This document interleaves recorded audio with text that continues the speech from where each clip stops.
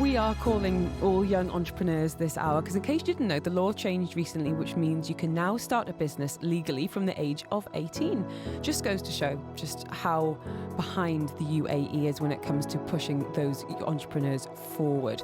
So forward thinking, getting that 18-year-old benchmark, I think it's just incredible. So starting a business might look glamorous on the gram, but there are lots of highs and lows, successes and fails.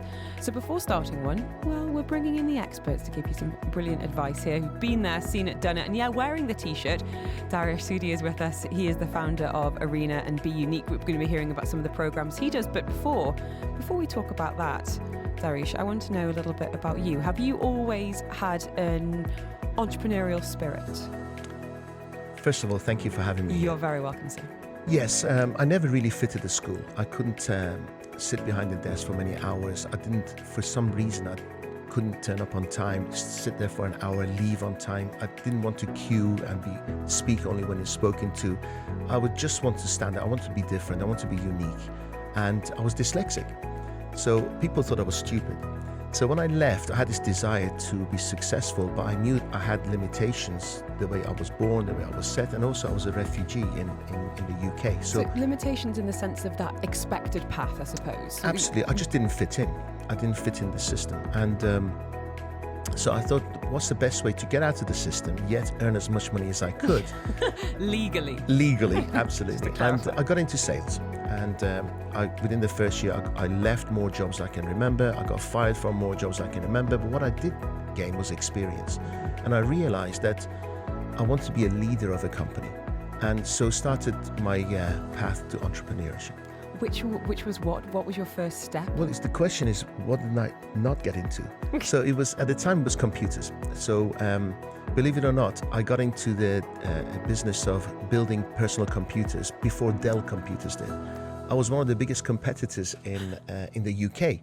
And when Dell entered the market, you could actually, for the first time, build your PC, ordering it online. Mm-hmm. And my first comment was, this company will never make it. There's got to be a different way. Absolutely. So then I got into mobile phones. So there was an opportunity there. And I left mobile phones because I saw an article where it said 98% of the UK population is using mobile phones. And I thought, well, this market's dead. I never realized that people would change trends, their screens will change, internet. Absolutely. Well, thank you for acknowledging that, because as I said, a lot of people look at this entrepreneurship and think, you get to the heights and you get to, you work for yourself and you've got all this independence. And I think it's really important to acknowledge missteps and, I don't want to say failures, but yeah, I do mean failures. I think there's a lot to be said for being honest about that and learning from that. And obviously you've been going on leaps and bounds and now inspiring other people to become entrepreneurs at a young age. Do you think that entrepreneurship is for anyone and everyone, or does it suit all personality types or not? I don't think it suits everyone, because unfortunately most people I believe are people pleasers. Oh, you're looking at one. So Hi, what they nice try to do, they go you. Out of their way. Mm-hmm. If you imagine you open a door for someone, they go through, and if they don't say thank you, you get all frustrated, because we did that favor for them to say thank you in return. Mm-hmm. And when they don't live by the same parameters and values as you get upset. So as an entrepreneur, you shouldn't care whether they like it or not. You should just keep going forward. I've been in business over 40 years now, and there's not one single day where I don't have something to celebrate and something to get disappointed about. To be an entrepreneur is a very lonely place. But then the results are higher. You can help a lot more people. I mean, we have 130 people in our organization. There's probably about 500 individuals who rely on my ideas. So you can affect a lot of people in a very positive way. What do you wish that you'd known when you were 18? Now this law's come into effect, and let's speak to the teens now, Dariush. Well, when I was 18, if I wanted to learn something or find something about a product or China or whatever to import something from, because the manufacturing of the world is in China, I had to literally cycle to the railway station, take the train to Manchester, from there walk to the library, and then look for the index book that was referenced to China, and somebody else was reading it. I used to sit there giving them dirty looks for 5 hours till they put the book down, and often they didn't, so I have to cycle back. Now, so being an entrepreneur 18 years ago was a lot tougher than it is now. Information is at the finger of, Yeah, I've got a computer in your pocket. Exactly. So you can be on the bus, you can be on the toilet, you can wherever, and you can just find out any information about any. So entrepreneurship is a lot easier to get into. However, we're unfortunately influenced to think that it's instant reward. And 99.99% of businesses takes time to be successful. We're going to be talking about what it takes to succeed and what you can learn from failure. If you've got it, we're going to get in touch. If you've got a young entrepreneur out there who's got a question for Dariush Sudi, do get in touch. I'm here for you on 4001. You can use your ARN Play app. But we are going to talk a little bit about how to best use social media. And if you've got a young person at home who is hungry for success, we've got a program that might help them get on their way. Expert advice and realness now with Dariush Sudi. He is the founder of Arena and Be Unique Group, and we're talking about entrepreneurship specifically for younger people. As we know, now that law has changed, you can start a business legally here in the UAE at the age of 18. Just shows that UAE is so behind when it comes to those entrepreneurs just pushing forward. The UAE is here for you guys, and we're taking your questions because Dariush, you've got some stories to share. You really do. And I wanted to, I guess, ask you to shine a bit of a light on some of the setbacks you've had in your life. I think it's really important to acknowledge these, especially when you look at how far you've come. What comes to mind when I say that word setback? There is no setbacks. At the time you're going through it, you think, why me? But then no matter what, first of all, if you're going through good times, it soon shall pass. If you're going through bad times, it soon shall pass. Always when you look back, your maximum growth came from the times that you're lowest, because I think that your biggest enemy is your comfort zone, and your biggest growth is your hunger. And when you're at your bottom of your life, lowest point of your life, is when you're most hungry, and that's where growth happens. So I'll give you an example. I'm in my 50s now, and in 2008 I was quite wealthy in the UK, and I got attacked at home by 4 knife men with knives, and they threatened to harm my family. So out of fear, I sent them to Dubai. Sent your kids over? Indeed, to be safe. And then within, I think, 2 months, I had a heart attack and I lost all my business. So I came here September 2009, which was the peak of the recession, where I lost everything. I didn't go bankrupt, but I lost everything. And I came here with just under $1,000. And I lived in a maid's room. My diet was 2 coffees and a sugar donut a day for 6 months. And my children didn't go to school for 6 months because I couldn't afford to pay. And that was probably the best thing that ever happened to me. Did it feel like that at the time? Not at the time. How did you get yourself out of it? Because that's a mental struggle. It is, because your circumstances are telling you that you're a failure. But I just know that you come alone in this life, you leave alone, and you only have one opportunity to make an impact. There was no second chance for me. I just had to make it. And we discussed this earlier. I love employing single moms, for instance, because they have a desire to serve somebody greater than themselves. And I had children to feed and put to school. So I burned my boats, and there was just one way forward. And there was no failure. So although my circumstances said I was failing, but my mindset was set to succeed. So every single day I had cards placed everywhere, in my visor on my car, in the mirror, next to my bed. Everyone saying, you have to do this every single day. Achieve little milestones every single day, and you will achieve your goals monthly, weekly, monthly, annually. And that's building your confidence as well, isn't it? When you start, you said earlier, every single day you've got something to celebrate and something to feel bad about, but those little wins accumulate. Always. The biggest win you can have is when somebody pays you for your services, because you can have lots of wins, but then if nobody's paying you, you're not a business, right? So if you're not a business and you're not about money, you're a charity. So there's unfortunately too many people who got issues and mindsets about money. Or just feeling deeply uncomfortable about it, about asking for money or knowing your worth. That's a big thing. Yes, valuing yourself. Yeah. How many people sell their time and not their experience? So what I say to young people, one of my advice is that don't start giving yourself limited beliefs. Oh, I'm young, nobody knows about me. So you're underpriced, because you tend to sell your soul for money. And then it's a really hard trap to get out of, because then to put your prices up, it's tricky. When you got discount food at a restaurant, you never want to pay full price. Mm-hmm. So what I say is look at the value you bring into the marketplace, how much time and money you're saving the other person, and then put your price according to that. It's irrespective. People actually celebrate the fact that you're young, because you got new ideas, you're creative, you got energy and passion. So I'd rather work with a young person than an older person. Well, let's get the text line. Dariush Sudi is with us this afternoon. Great question here. That's coming from Joey on 4001 saying, hi both, is it better to come up with a completely new idea or concept for a business, or stick with something that everybody knows and just put your own twist on it? Great question. to bring something new into the marketplace is a very expensive experience because people are set in their mindset and the way they do things. Because by humans, we're habitual. So you have to re-educate a community or a customer base. It's very, very expensive to do that. So often it's best to allow somebody else to do it and then ride in the back of them and offer something more and added value than they're not. Ooh, I'm kind of intrigued with the young entrepreneurs that you're working with, and we're going to talk a little bit about the Gladiator Mastery Program. What kind of trends or areas or industries are you seeing people really turning their attentions to right now? I think the future is definitely online. With cybersecurity, the world is moving towards blockchain. Now, we might hear about this particular cryptocurrencies do this, but if actually, I was looking at banks. Banks have been fined hundreds of millions of dollars for misplacing money or doing business with rogue countries. So it's happening everywhere. But cryptocurrency is 11 years old, or blockchain technology. It's the way forward. It's like you're in the tourism business and you're actually a travel agent, right? Your days are numbered.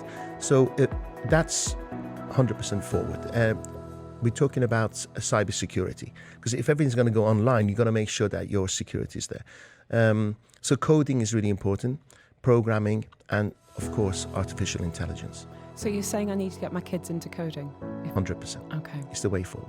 She's only 8, but she loves computing at school. Perfect You timing. see, what happens is with coding, exactly, because the attention span is getting less and less and less. Now with artificial intelligence, you don't even need to be a content writer anymore. You can put the idea down and the computer will give you all the answers and We're going to be talking about ChatGPT all day long. Do get in touch if you've got any questions. We are going to be going to the text line in just a couple of minutes because we've had some brilliant insights and opinions on 4001. I just want to quickly, before we head over to the news, Darius, ask you a little bit about social media and how you think young entrepreneurs can best use it, leverage it for marketing, awareness and more. Certainly. I think people forget that relationships are built face to face. And you can have a strong reach or a reach that's far from where you are through social media. So I would always use it to actually get some market experience or feedback. But to do business, I always do it face to face because relationships are built with people who like you, trust, and are like yourselves. And that's never done online. It's interesting, we were talking about the number of restaurants in Dubai, and some of the my best loved, and certainly some of the most successful, are people that might have started it and they are on the ground every day, whether that is like in a maitre d' capacity as a chef. They're greeting customers because you are seeing in real time how people are responding to your food in your space, and you just be so much more plugged in. The fact is that they're passionate about what they do. Exactly. Most entrepreneurs unfortunately get bored, so they make money and they leave. But it's like Salt Bay, for instance, his fingers on the pulse, wherever you are in the world, he's actually working that now. You need a certain amount of discipline. To have a successful business, it's a marathon and not a sprint. Joining us live in the studio now, Darius Sudi is with us. He's the founder of Arena Be Unique Group. Happy to take any questions that you might be sending in. I love this one from Cameron. We're going to be coming to it next. Cameron saying, not keen to go to university, want to start making money as soon as possible.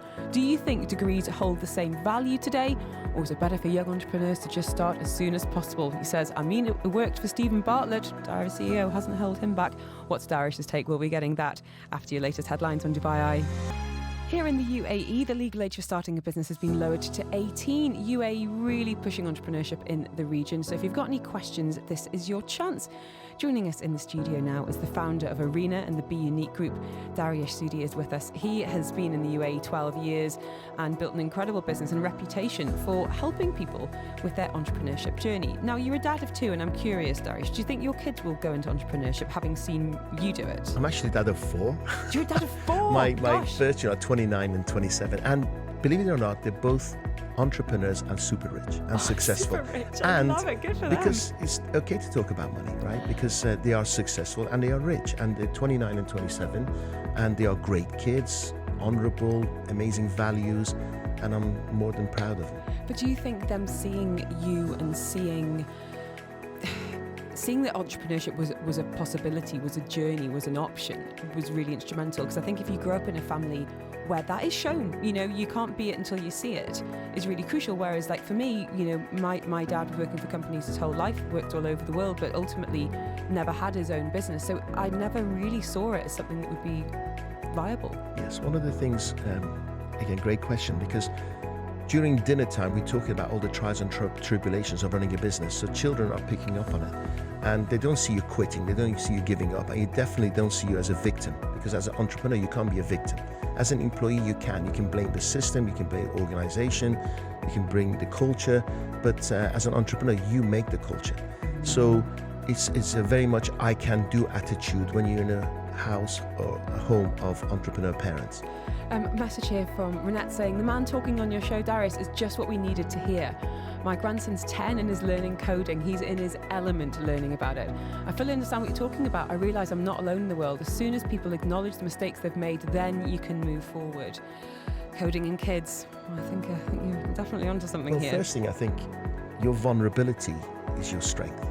So I don't mind sharing my vulnerability, my mistakes, because that makes you the person you are today. So too many people try to hide the fact that they've made mistakes. I think we should celebrate it, because at the end of the day, we're human and we're not perfect. And I've been hearing time and time again when it comes to people investing in people, people investing in an idea, they want to see that you've tried and failed. They want to see that you've learned from that, and you'll carry that knowledge forward to that next project. Often what you see in front of you, because people pitch me to invest in them, and every single month I invest in a company now.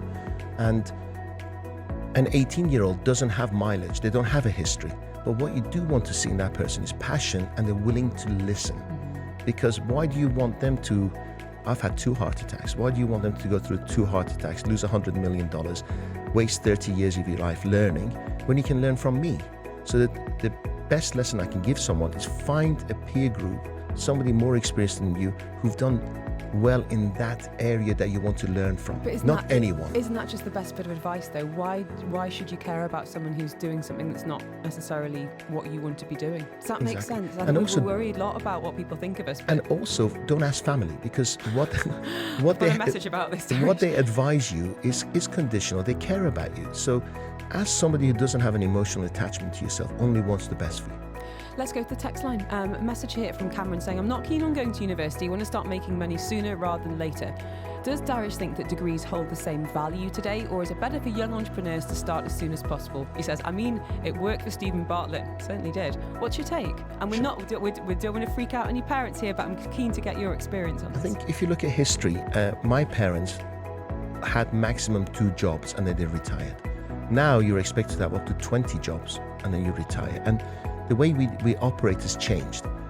I was looking at every single employee in my company has a degree, but not one of them are working in the line where they got the degree from. So is it serving the same purpose? Not really, as it used to.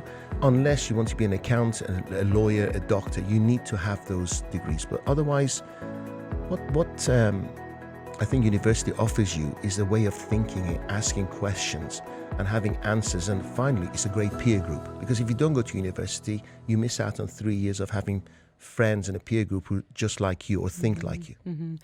I wanted to ask you as well a question, and you touched on it there about family and friends. Farah saying, is it a good idea to start a business with friends? I hear so much about mixing family with money and it not being a good idea. Me and my friends are 21, we're keen to start a pop-up together, but do seem to be at loggerheads a lot. Well, if you're at loggerheads now, the problem is just going to magnify, going to get later. Now, no, don't do business with friends, because one, friends don't like to pay friends. I think it was Bill Gates who was shocked and horrified after 1 month of trading as Microsoft. His friends came to say, where's our salary? And he couldn't believe, because they weren't doing it for free out of passion. So what he decided to do is he was always going to have enough money in the bank to pay all the salaries for 1 year if it was not $1 in revenue. So it's a shocker when people come and say, can I have some money? So I would say don't do it. Friends don't like to talk about money. You will lose your friendship. And at the end of the day, business cannot be personal. When people reject you, they're not rejecting you, they're just rejecting your business idea, your business. So never take it personal. I want to come back to your point there about having lots of different jobs over a lifetime. And that's for many different reasons. We're looking at gig economy, we're looking at technology, looking at living a lot longer for any other logic. What about not knowing what you want to do? I'm sure there's lots of parents listening who think, it's great if you've got this goal and you've got a passion, and we're hearing from young people now who have got business ideas, but what if you've got a teen who's feeling a bit listless or lost? I think one of the things people say is that we put a lot of pressure on our kids, and I think my mom was asking me, has your 13-year-old decided what he wants to be in life? Why does he have to? Why does he have to stress and worry? We are taught to worry about things, and we know that what we worry about is never as bad as reality. So worrying is just a total waste of time and energy. What I said, just let them to be free spirits and be great at whatever they do that day, that moment. Don't worry about the past. Don't think about the past. Don't worry about the future. Live in the now and try to do the best you can. And that's a really good habit to get into. It is. It's hard. It's easier said than done. I think a lot of parents do worry about their kids, especially when you look at cost of education. It's ultimately like, what kind of return on investment are we going to get? And that's a really hard mindset to get out of. Teach them financial education. Because at school, they don't teach you financial education. I'm sorry to say if teachers are listening to this. It's just that... We've been talking about all afternoon what's been missing, what's missing in the curriculum, and so many people saying money management. You name me a rich teacher, right? True? So if you can't do it, you teach it. So no. I'm standing up for the teachers now. Name me a rich professor at university.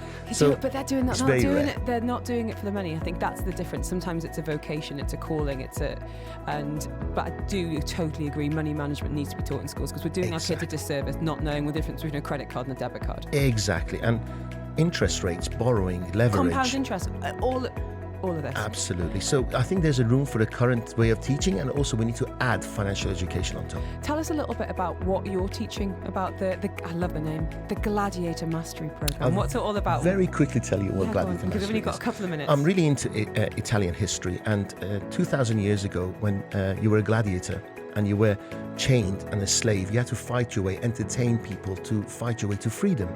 And in the arena. So I thought that's a really good way of describing it, because the arena is like life.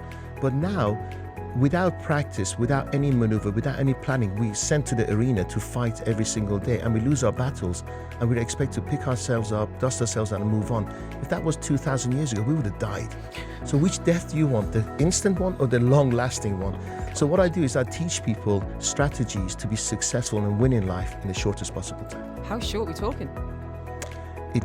I can teach in a day, but you have to put it into practice. Habits are formed over time. So it's rehearsal, practice makes permanent. Thank you for saying that. We were talking about perfection on the show earlier this week. Lowest common denominator. It's the lowest standard, perfectionist.